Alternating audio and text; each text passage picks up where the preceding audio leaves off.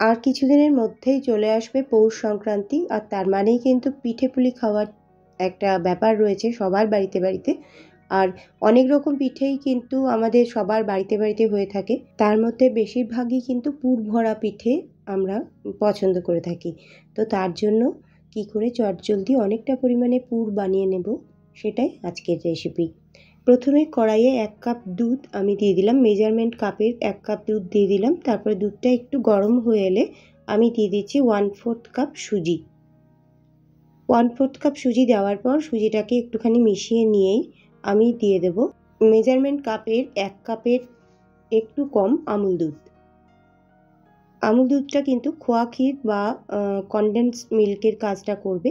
এটা দিয়ে অল্প কিছুক্ষণ নাড়াচাড়া করে নেব। তারপরে আমি দিয়ে দেব নারকেল, যেটা আমরা বাজারে কিনতে পাই। নারকেল কোড়া দিয়ে করলে তো খুবই ভালো হয়, তবে হাতের কাছে না থাকলে যদি এটা হাতের কাছে থাকে বা বাজারে চট করে আনা যায় তাহলে কিন্তু এটা দিয়ে বেশি সুবিধা হবে। এটাকে আমি 1.5 কাপ মতো ব্যবহার করলাম এখানে দিয়ে, তারপর ভালো করে একটু নাড়াচাড়া করে নিয়ে এখন আমি যে জিনিসটা ব্যবহার করব সেটা হলো সুগন্ধের জন্য আমি এলাচের পাউডার বানিয়ে রেখেছি। সেই এলাচের পাউডারটা আমি একটুখানি এর মধ্যে দিয়ে দিলাম।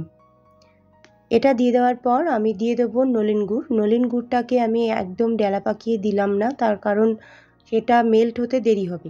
তো সেই জন্য এই রকম একটা গ্রেটার নিয়ে নিয়েছি। গ্রেটারের মধ্যে একটুখানি গ্রেট করে নিলেই কিন্তু খুব ইজিভাবে মেল্ট হয়ে যাবে ওই নারকেলের যে পুরটা তার সঙ্গে।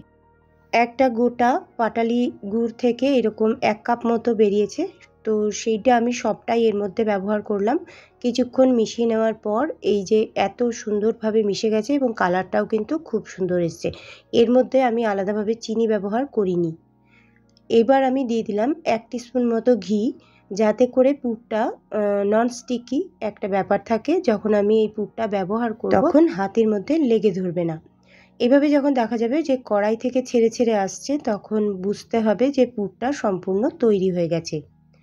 এখন একটা পাত্রের মধ্যে আমি পুরটাকে রেখে দেবো এবং যখন ঠান্ডা হয়ে যাবে একটা কন্টেনারে ভরে ঢাকনা আটকে ফ্রিজের মধ্যে রেখে দিলে কিন্তু অনেক ধরনের পিঠে এর মধ্যে এই পুরটা দিয়ে কিন্তু আমরা বানাতে পারবো।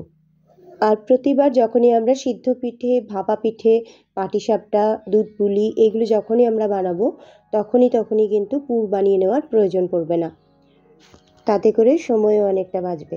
রেসিপিটি ভালো লাগলে লাইক করে শেয়ার করে দেওয়ার জন্য অনুরোধ জানাচ্ছি, তাহলে অনেকের কাছে আমার এই রেসিপিটি পৌঁছে যাবে। সামনেই আসছে পৌষ সংক্রান্তি, অনেক অনেক শুভেচ্ছা রইল সবার জন্য। সবাই খুব ভালো থাকবেন।